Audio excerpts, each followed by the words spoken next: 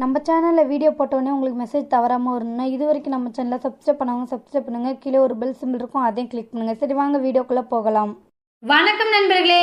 ஒரு சிறுவன் தினமும் வந்து அந்த மரத்தில் ஏறி உட்கார்ந்து கொண்டு ஆடி பாடி விளையாடி விட்டு போவான். அவனை பார்த்தாலே அந்த மரத்துக்கு ஆனந்தம் பொங்கும். திடீரென்று ஒரு நாள் அந்த சிறுவன் வரவில்லை. மரமும் அவனை எதிர்பார்த்து காத்திருந்தது. சில நாள் கழித்து அந்த சிறுவன் வந்தான். அந்த மரம் சந்தோஷத்துடன் அவனை பார்த்து, ஏன் இவ்வளவு நாள் வரவில்லை, உனக்கு என்ன பிரச்சனை என்று கேட்டது. என் நண்பர்கள் எல்லோரும் அழகழகாய் பொம்மைகள் வைத்திருக்கிறார்கள், ஆனால் என்னிடம் மட்டும் ஒன்றும் இல்லை என்றான். கவலைப்படாத, இந்த மரத்தில் உள்ள எல்லா பழங்களையும் எடுத்து சென்று கடையில் விற்று பொம்மை வாங்கிக்கொள், என்னை பார்க்க அடிக்கடி வந்து கொண்டிரு என்றது. அவனும் மகிழ்ச்சியுடன் பழங்களை பறித்து சென்றான். மறுபடியும் அவன் வரவே இல்லை. மரம் அவனுக்காக ஏங்கியது. பல வருடம் கழித்து ஒரு நாள் வந்தான். அவன் முகத்தில் கவலை தெரிந்தது. இப்போது அவன் வளர்ந்திருந்தான். அவனை பார்த்ததும் மரத்துக்கு ரொம்ப சந்தோஷம். வா, என்னிடம் வந்து விளையாடு, இந்த கிளையில் ஏறி அமர்ந்து பாட்டு பாடு என்றது. அதற்கு அவன், இல்லை, இப்போது வயதாகிவிட்டது, எனக்கு மனைவி குழந்தைகள் உள்ளனர், ஆனால் நாங்கள் வசிக்க சொந்தமாக நல்ல வீடு இல்லை, வீடு வாங்க என்னிடம் பணமும் இல்லை. மரம் உடனே சொன்னது, பரவாயில்லை, உனக்கு கொடுக்க என்னிடம் பணம் இல்லை, அதற்கு பதில் என்னுடைய கிளைகளை வெட்டி எடுத்து செல், அதில் ஒரு வீடு கட்டிக்கொள் என்றது. அவனும் கோடாரியால் கிளைகளை வெட்டத் தொடங்கினான். இப்படி ஒரேடியாக என்னை பார்க்காமல் இருக்காதே, முடிந்தவரை வருடம் ஒரு முறையாவது வந்து பார்த்து செல் என்றது. வேண்டிய கிளைகளை வெட்டி எடுத்து சென்றான்.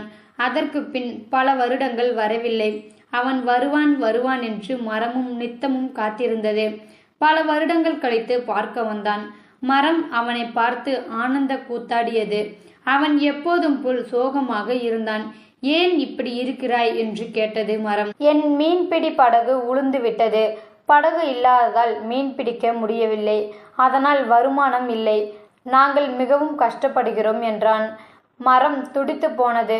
நான் இருக்கிறேன், என்னுடைய அடிமரத்தை வெட்டி எடுத்துக்கொள், இதை வைத்து நீ பெரிய படகு கட்டிக்கொள் என்றது. அவன் அடிமரத்தை வெட்டும்போது, மறக்காதே, வருடத்திற்கு ஒரு முறை என்றில்லாமல் எப்போதாவது என்னை பார்க்கவா என்றது. ஆனால் அவன் வரவே இல்லை. மரத்துக்கு நம்பிக்கை மெல்ல மெல்ல மறைய ஆரம்பித்தது. அப்போது அவன் வந்தான். தலையெல்லாம் நரைத்து கூன் விழுந்து மிகவும் வயதான தோற்றத்துடன் அவன் இருந்தான். அவனை பார்த்து மரத்துக்கு அழுகையே வந்துவிட்டது. இப்போது உனக்கு கொடுக்க என்னிடம் பழங்கள் இல்லை, கிளைகள் இல்லை, அடிமரமும் இல்லை, உனக்கு கொடுக்க என்னிடம் ஒன்றுமே இல்லையே என வருந்தியது. அவன் சொன்னான், நீ பழங்கள் கொடுத்தாலும் அதை கடிக்க எனக்கு பற்கள் இல்லை, வீடு கட்டவும் படகு செய்யவும் என்னிடம் சக்தி இல்லை, எனக்கு இப்போது ஓய்வு மட்டுமே தேவைப்படுகிறது என்றான். அப்படியா, இதோ தரையில் கிடக்கும் என் வேர்களில் படுத்துக்கொள் என்றது. அவனும் அந்த வேர்களில் தலை வைத்து படுத்துக்கொண்டான். இந்த சுகத்துக்கு தான் அந்த மரம் பல வருடங்கள் ஏங்கி தவித்தது. இப்போது அந்த ஏக்கம் நிறைவேறியது. அந்த மரம் ஆனந்த கண்ணீர் விட்டது. இது மரத்தின் கதையல்ல, நிஜமான நம் பெற்றோர்களின் கதை. இந்த சிறுவனைப் போல் நாமும் சிறு வயதில் தாய் தந்தையோடு விளையாடுகின்றோம். வளர்ந்து பெரியவனானதும் தமக்கென்று குடும்பம் குழந்தை என்று ஒதுங்கி விடுகிறோம். அதன் பின் ஏதாவது தேவை அல்லது பிரச்சனை என்றால்தான் அவர்களை தேடி போகின்றோம்.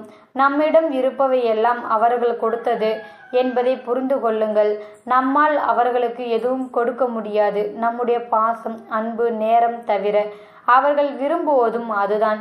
இந்த வீடியோ உள்ள கருத்து உங்களுக்கு கண்டிப்பாக பிடிச்சிருக்குன்னு நினைக்கிறேன். பிடிச்சிருந்தா லைக் பண்ணுங்கள், ஷேர் பண்ணுங்கள், கமெண்ட் பண்ணுங்கள், மறக்காமல் சப்ஸ்கிரைப் பண்ணுங்கள். தேங்க்யூ ஃபார் வாட்சிங்.